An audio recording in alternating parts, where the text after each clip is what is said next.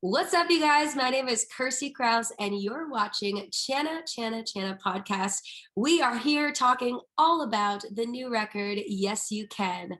Thank you guys for tuning in, and I appreciate you so much.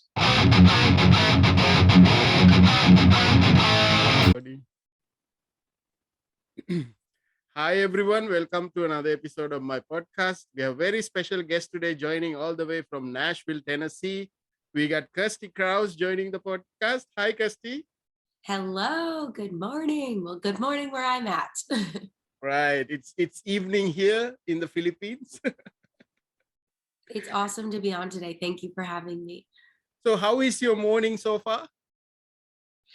Good. I have in my hand right now some raspberry almond coffee from Door County, Wisconsin, and I swear by it. It's the best, and just that little like sweet flavor to it. I love it. I love it. It's my kryptonite. Right. I've been seeing your Instagram and I know that you traveled a little bit like very recently, and then you performed on a live show. Can you tell me about that? Yes. Oh yeah, that was so much fun. In hindsight, like on paper, it looks so awesome to do a big hometown show the same week you're releasing your record digitally. And because then you're around a bunch of humans that just have supported you since day one. And I used to live in Wisconsin. I used to tour in Wisconsin. That's where I'm from. So it was so much fun, but it was also kind of more hectic because I was like preparing with a full band for the show and also working on all the promo and the graphics and all the the kind of our plan to put it out on social media. So I was like, oh, both things at once. But I'm really glad I did it that way, and I think I always envisioned to do it that way, to put out the record with full band performance. And every Memorial Day weekend I go up to Wisconsin and play the world's largest brat fest. And that is what I did on Saturday at 5 p.m., middle of the festival grounds. And there was thousands of people there. Right. So Kirstie, I got to know you from this platform, the Clubhouse, like this audio room platform. And I think you were in a couple of rooms of Jack McMahon, right? McMahon Says the room. Mm-hmm. Yeah. So that's how I got to know you, and then I check out your music. That's how we got connected. It's really funny how that sort of thing happened, right? So cool. How cool is that? I think my friend Country Chats with Dom over in the UK is the one who told me about Clubhouse originally, and then Jeff McMahon is very active on Clubhouse, or he was, and was doing a lot of things. And I thought, I was like, okay, well, I gotta check out this platform, and I'm glad I did, because now I got to meet people like you all the way in the Philippines, which is awesome. Yeah. And did you ever knew that people in the Philippines were listening to country? I have had conversations. I know an artist in Germany, and he said he gets played in the Philippines all the time. And he does country music out of Germany. So I've slowly started connecting with people just across the big pond, is what I like to call it, across the big pond, but the Atlantic Ocean. But so it's been amazing just to uncover that people do listen to country over there, and there's a craving for it, and I love that. Right. So we are now in 2022, the last 2 years, which we really want to forget about. But I really want to ask you, how was the last 2 years for you? The last 2 years has been a whirlwind, as far as I feel like I've only every year, as I learn more things, pick up more steam. And every time I release music, I feel like my capacity is greater on what I can handle. And so I can take on more every time. And also I have more knowledge about, okay, now I got to put out this PR email, and now I got to, like different things. So I feel like as a business running under Kraus House of Entertainment, I am able to take on more every time I do a release. And I've been able to travel to different states and do shows that I've kind of keep checking off the bucket list. So I'd never let something like a pandemic bring me down. If anything, instead of booking emails, I went and started focusing on introducing myself over to the UK and Australia and the Philippines and overseas, and was like, hey, I can't book shows right now, so let me email introductions to people and just say, I'm an artist, I'm releasing singles. If you like it, you should play it on your station. And that fared pretty well because there was a ton of people that I had never even met or even thought of starting to do promotion over there. So I'm really glad, like, that's kind of like the silver lining for me. Right. So even me, I feel that although pandemic was tragic, there were a lot of bad things for happened to a lot of people, but I saw a lot of opportunities out of the pandemic. Even this podcast I started during the pandemic. So, Okay. so because I couldn't go to live shows anymore, so I thought, maybe I should do something. So I started talking to friends. Then it became along the way, a lot of artists joined, and then it became a podcast. So I'm happy that now, like, that came out of those, that 2 years. Yeah, yeah. I mean, this is an example right here that has come out of it. And that's amazing. And I do have to say, side note, your beard is on point. Like, it is awesome. I love it. I Right. love it. I just had to let you know that. But Yeah. Actually, the beard is also because of the pandemic, because I stopped shaving when there the you pandemic. go. And then when everything was like settling, I thought I was too, like, I didn't wanted to shave it anymore because I fell in love with the beard already. So Yeah. Well, I love it. It's awesome. It's definitely right. awesome. So Kirstie, tell me a little bit about your childhood and what's your earliest memory of music? Well, my childhood, I loved my childhood. I grew up in a neighborhood where there was a bunch of kids my age, and we would run around and play outside and do the easy bake oven and make fake ice cream with snow and ride around in our big wheels. That was really fun. And I grew up close to school, the school that I went to, the elementary school. So we would just walk to school. Um, but for music, I'm told, like, I have video footage of this, that I got up on stage when I was 4, and that was the first time I was on like a real stage. Um, my uncle's band played Achy Breaky Heart, and then they took a Right. break, and I jumped up on stage and I was like, "Gone tell my heart," and I was like, however I sang at 4, and I just kept repeating 2 lines over and over because that's all I heard. And I don't physically remember that, but they Hmm. said that they let me do it until they thought it was not cute anymore, and then they pulled me off stage. But my first solo was when I was 5 for We Has Jazz, and I do remember that. I remember the lyrics still, like the whole thing. So it was with the whole school together, and I remember I had this little like teal T-shirt on, and it says We Has Jazz on the front, and I had a solo, and I had to wear sunglasses, and I was like, and like Right. really getting into it because it was supposed to be like a blues song, and I'm 5 singing a blues song, and it's about how I can't babysit my little sister anymore because they don't trust me or something. I don't know. It was, but I do remember that because I remember thinking like, this is my moment. Right. So when you were like discovering music, what were the early music that you started listening, and what are your like favorite music? Oh, I love this question. Music is literally everything to me. So when I first started, it was Amy Grant, Mm. and it was Gloria Stefan, and it was Sheryl Crow. And those women were the first that I really gravitated towards. And then it was like Elton John and Billy Joel.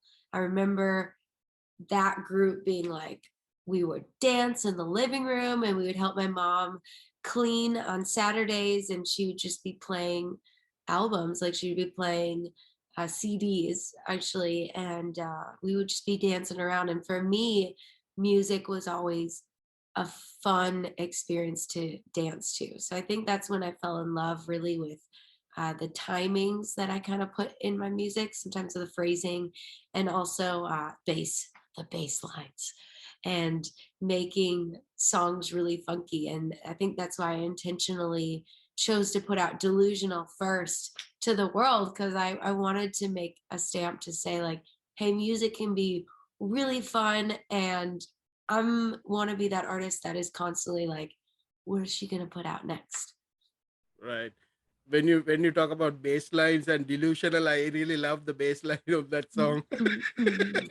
And even like the bass lines and Gotta Do are pretty heavy. And then now my new song off the Yes You Can record, Moving In, has like this bass moment. I mean, it's yeah, we get into it.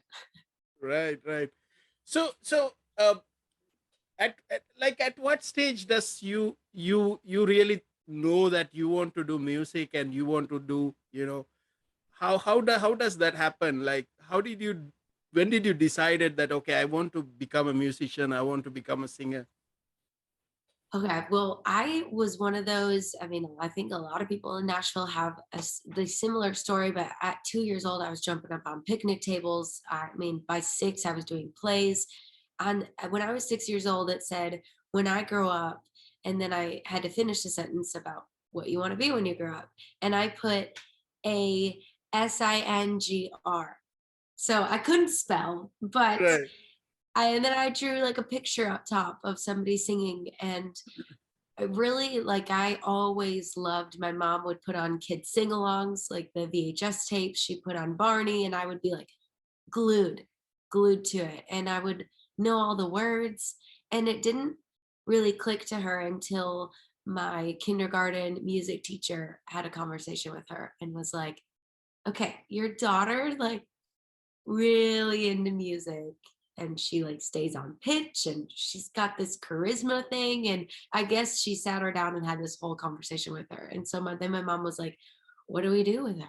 I don't i don't know. And so then I started doing plays and dance and piano, like, Right. all by the age of 6 7.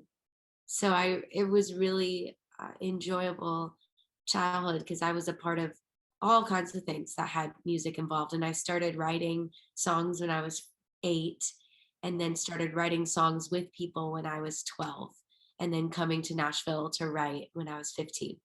So writing and performing and just the creation of music and how I hear it has always just been part of me, I think. Right. So, coming to Nashville, because I mean, Nashville is like magic, right? Like, the way I hear it for country music, like that's the place to be. So when Yes. you arrive in Nashville for that, how was the experience? Like, what did you felt? I remember I remember coming and being like, "Oh my gosh, this is amazing," because the energy of the city. And I talk about this in my lyrics of Something New, which is track number 3, Mm, and or 4 is track number 4.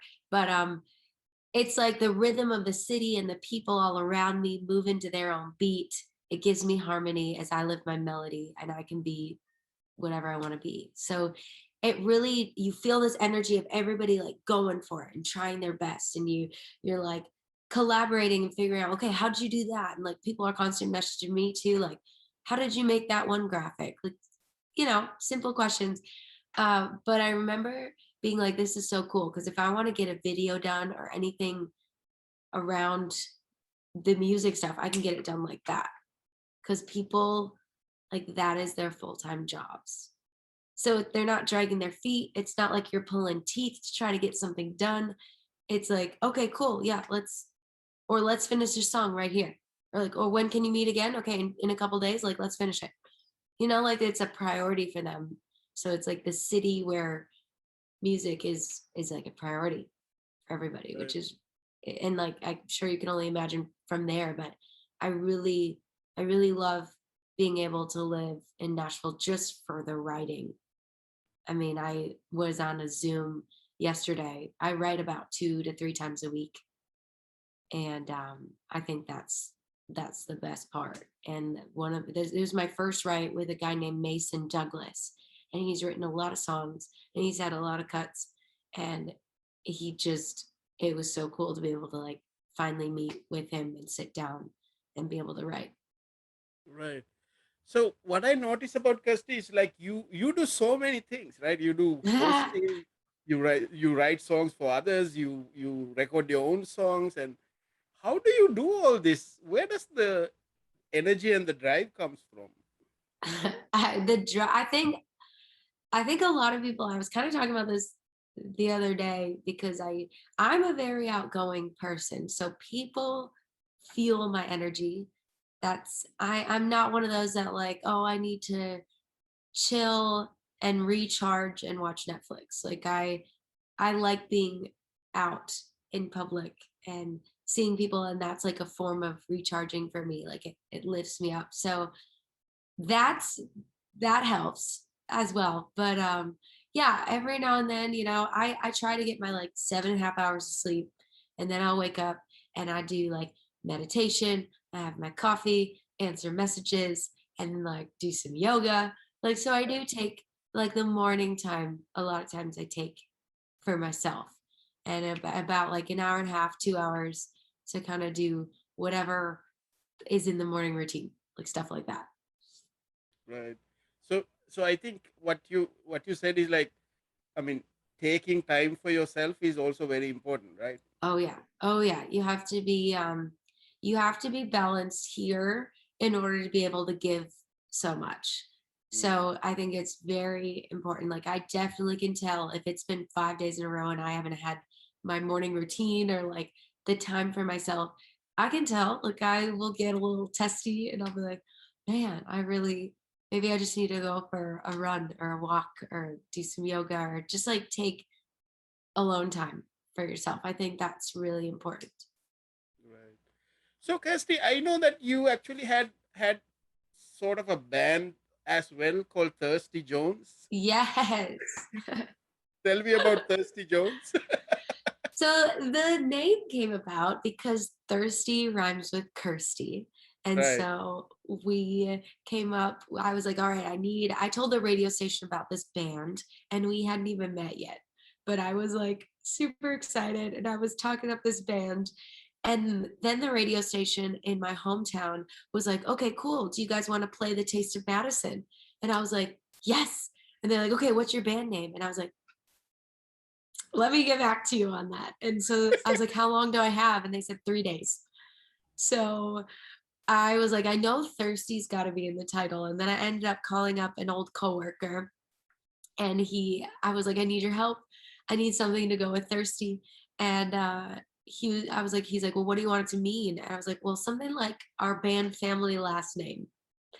And so he said Thirsty Johnson, he said Thirsty Smith, and then he said Thirsty Jones. And I was like, Jones is cool because it's like George Jones, it's like country, and thirsty rhymes with my name and is also representing Wisconsin really well because people like to drink and to have a lot of beer. And so I was like, that's it. That's it. I didn't have a bad feeling. So that became the name. And I am still best friends with the guitar player that stood by my side we've known each other now for over 10 years, but we played together for 6 years. And I just saw him like yesterday, the day before. He was restringing my guitar for me. But and that was an excuse for us to just like catch up, not at a show. Mm. But Thirsty Jones was so much fun. We really leaned into the blues and the rock and the funk music, and I covered a lot of that stuff. And I found that that was really like the music that I loved, and I felt good. And the Madison, Wisconsin area celebrates lots of funk and jam bands, and so it was really cool to be able to have the space to lean into that. And then when I sang country songs, it was my songs. Mm. So it was a cool mix, and we had a lot of fun. The show was a lot of funny moments, and we did gimmicky moments, and we would do blues songs, and I'd be like, shh. We bring it down, and then Jacob, the guitar player, would come up front, and he would just like be chilling, and so we were definitely all about the live show. Mm. Have you ever recorded any songs as Thirsty Jones? We did. We did. There is something out there on like maybe Reverb Nation of stuff we recorded. A song, there was one song that was called Warning Label, and it was essentially warning uh, men about me for the lack of better description. But it was like, maybe I should come with a warning label. It's so sassy. And then we recorded a song called Ride to Remember, which was a memorial song, and just about how it feels being on a motorcycle and just like just letting your hair down and being out in the 60 miles an hour in the breeze. And it was a memorial to a firefighter that had passed away in a nearby town. And then a song called Tonight's the Night, and that's about just getting down with your girls out at a honky tonk. Right. And tonight's the night that we're gonna have some fun. So the lyrics are funny. I look back on them, and but they're out there somewhere. I don't think I've pulled them down quite yet. Right. So one of the really fun songs that I like from you is you did a Jolene with, I don't know whether it's R.I.P. or RIP. It Rip, RIP, yeah, right? yeah. So I listened to that even today. I was just walking and I was listening to that song, and I really love that version. Thank you. Thank you. You and my aunt. My aunt's always said that. She's like, I really think that's cool how you guys took a spin on a Dolly song. And of course, that was the whole reason why I was thinking about whether I should do it or not. Because I was like, Mm. Dolly is worshipped in Nashville. She is the queen. We Right. all talk about Dolly. And so I was like, oh my gosh, do I mess with it? Do I say yes and mess with the Dolly song? I mean, is that gonna be bad or good? And I had him send me the lyrics, and I was like, you know what, I'm gonna go with me on this one, and go with your gut always. And like, I believe in the message that he's saying, and I think it's gonna be really cool. Yeah. And so yeah. Did you know that Dolly Parton wrote Jolene and I Will Always Love You on the same day? No. Yeah. Whoa, that's a big day. I think I did hear that, but I didn't know it was those two songs. That's amazing. To be any part of her talent would be amazing. I mean, she is an icon for women of country, and now she's in the Rock and Roll Hall of Hall of Fame, Fame. and it's crazy. So I just got to perform that song last Friday with Rip Mm. on the grand stage at this world's largest brat fest, and we finally got to perform it together after 2 years. So it was really, really fun to be able to do that and do the video.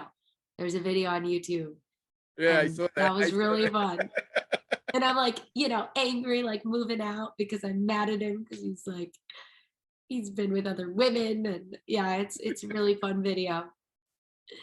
Right. And I really love how Dolly Parton, how she reacted to the Rock and Roll Hall of Fame nomination, right? She was so humble. Me too. I was like, oh my God, I didn't think. I got on the phone and I was like calling people and be like, did you see that? Like, I was in shock, but Right. totally respect her. And really, whatever her decision, I understand where she was coming from. She just was coming from a very humble place. And that's where she always has. And I think that's really important, is to a lot of people change when the light shines brighter on them. But it's important to stay to your roots and just who you are, because we're all people. Right, right.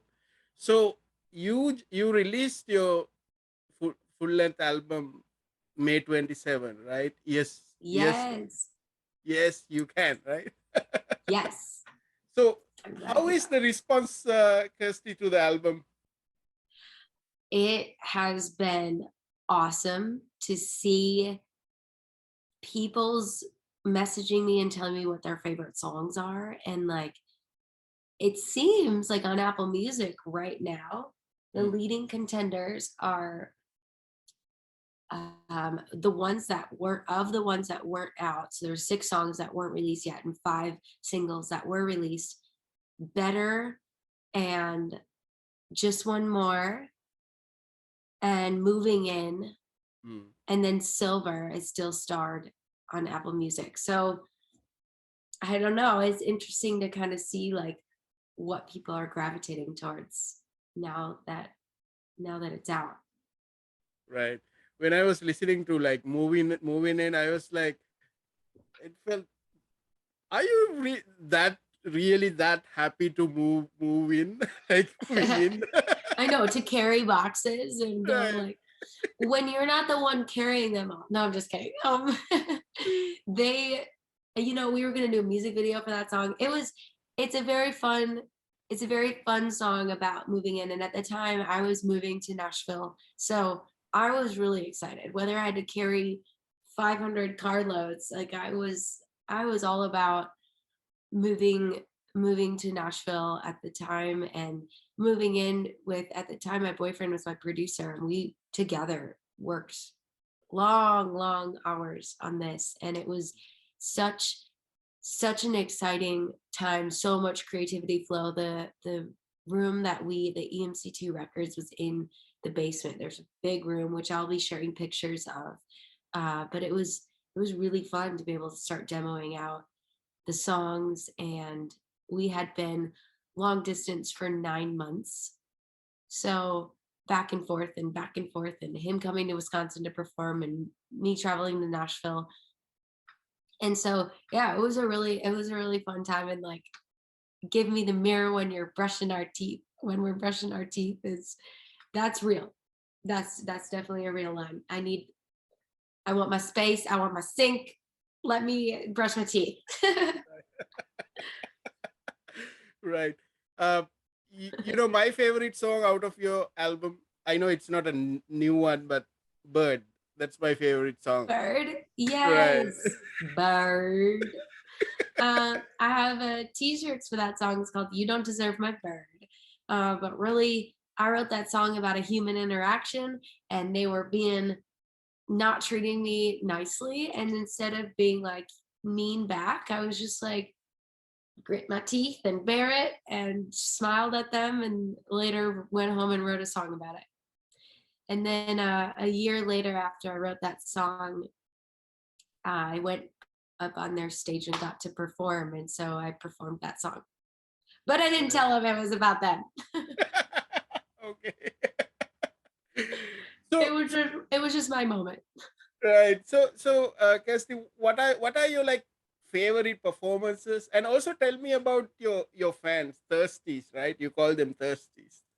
Yes. Okay. The Thirsties are like OGs. I have a Facebook group, and like, you can join it. It's called Thirsties Kirsties, or Kirstie's Thirsties. I must dyslexia this morning. And on Facebook, sometimes now it's very hard to get notifications on everything or see everything on your home screen. So if you join Right. the Facebook group, then you can see like what's going on.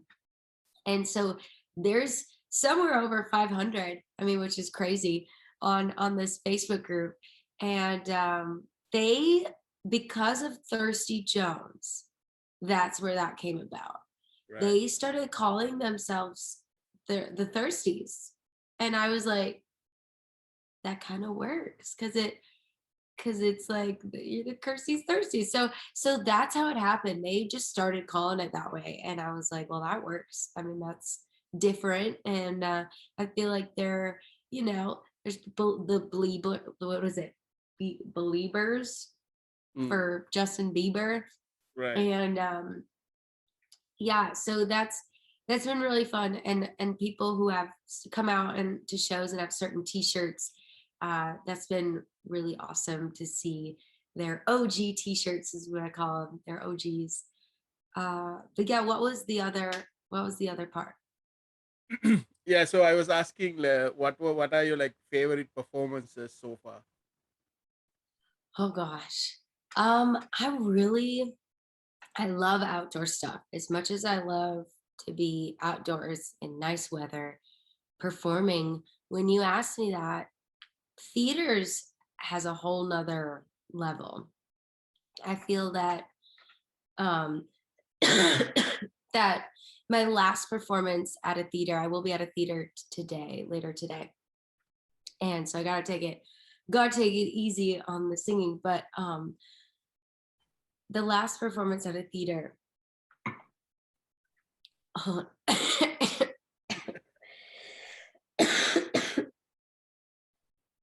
oh, it's getting the best of me.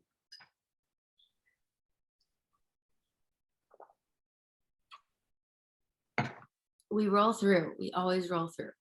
Yeah.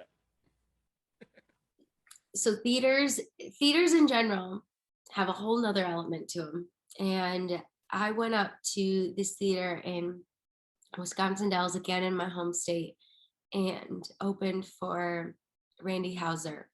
And like the energy in there, there's something about being in a theater and you can hear like a pin drop and you can hear them talking to you. Like, so that's what Wisconsin people do. They like talk to you when you're on stage and they shout things. And someone was like, "It's currently snowing."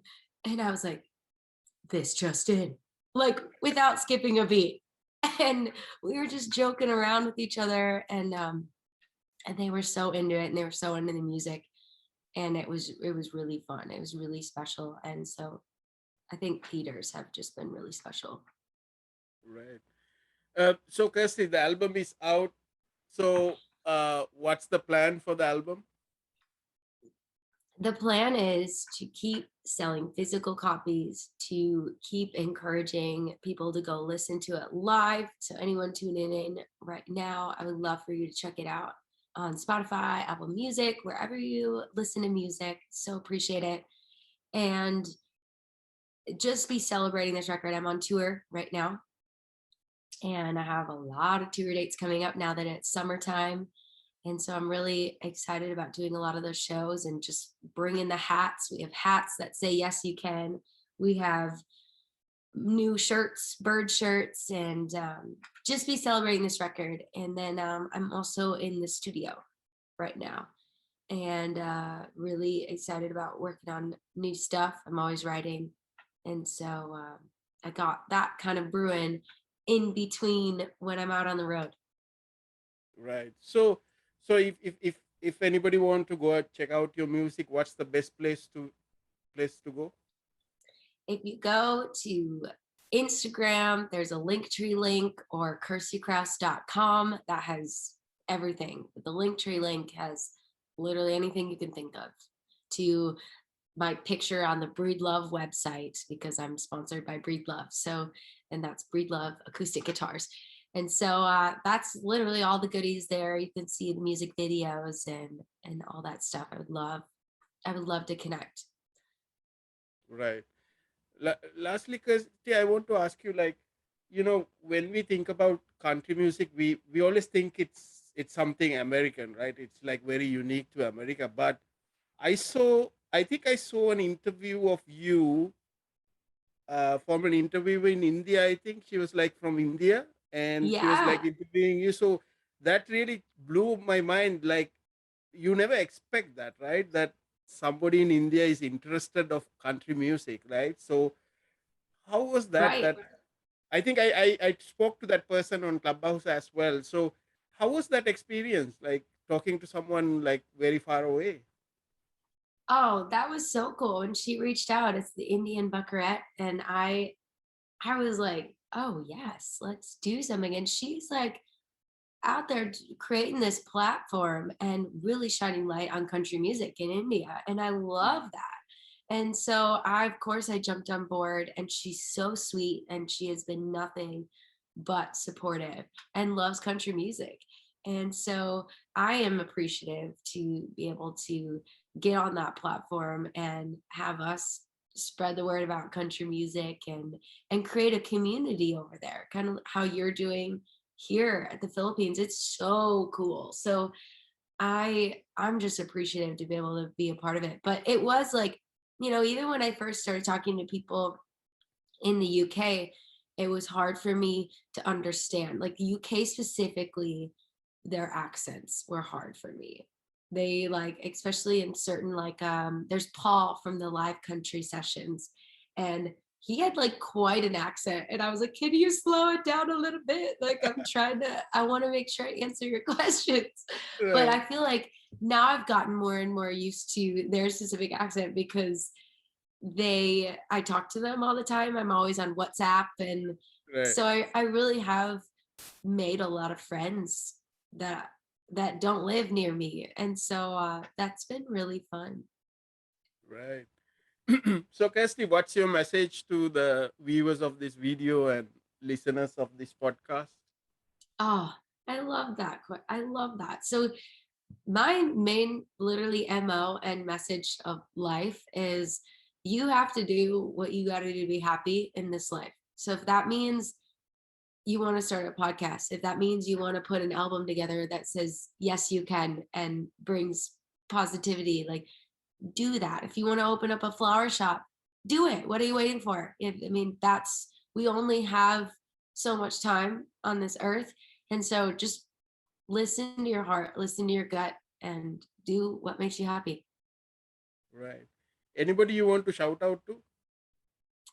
I want to give a shout out to my mom actually today, because she has been nothing but a help in this last 6 months, has done a lot of admin stuff, has helped with keeping track of what I'm getting paid at shows, and I send her all that information, and then she puts it in spreadsheets and things like that. And that's really helped me to be able to get away from the computer a little more and be able to do as many shows as I do and writes. So I'm appreciative of all of her hard work. Love you, Mom. So, Kirsty, thanks for joining the podcast. I really enjoy talking to you, and Thank it's great to you. connect with you. And all the best with your new album and future music. And when you have new music news, come and talk to us again. Oh, I would love it. I appreciate this so much. I loved all the questions. It's just super fun. And I'm so glad I finally got to sit down and meet you and have a chat like this. I loved them. I loved it. Right. So, thanks for joining, Kirsty. Have a great day ahead. Yes, check out You, Yes You you can. Can. Thank you.